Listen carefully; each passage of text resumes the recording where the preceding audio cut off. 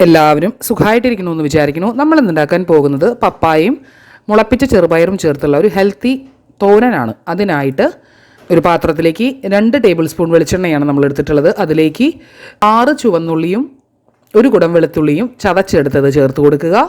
1 spoon ഉപ്പ് കൂടെ ചേർത്ത് നല്ലപോലെ ബ്രൗൺ നിറമായിട്ട് വരുമ്പോൾ അതിലേക്ക് 1 സ്പൂൺ മുളക് പൊടി, 1/4 സ്പൂൺ മഞ്ഞൾപ്പൊടി എന്നിവ ചേർത്ത് നല്ലപോലെ ഇളക്കി അതിൻ്റെ പച്ചമണമൊക്കെ മാറിക്കഴിയുമ്പോൾ അതിലേക്ക് ഒരു കഷ്ണം പപ്പായ ചെറിയതാക്കി അരിഞ്ഞതാണ്. അത് നല്ലപോലെ ഇളക്കി യോജിപ്പിച്ച് അടച്ച് വെച്ച് ആവി കയറ്റി എടുക്കുക.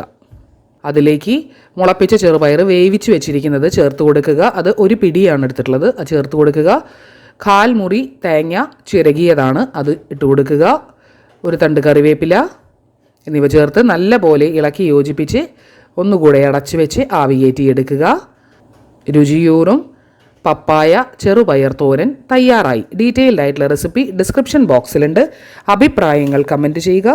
ഇഷ്ടപ്പെട്ടാൽ ലൈക്ക് ചെയ്യുക. ഫാമിലിക്കും ഫ്രണ്ട്സിനും ഷെയർ ചെയ്യുക. ചാനൽ സബ്സ്ക്രൈബ് ചെയ്യുക. മറ്റൊരു റെസിപ്പിയുമായി വീണ്ടും കാണുന്നത് വരെ good bye, good day, take care.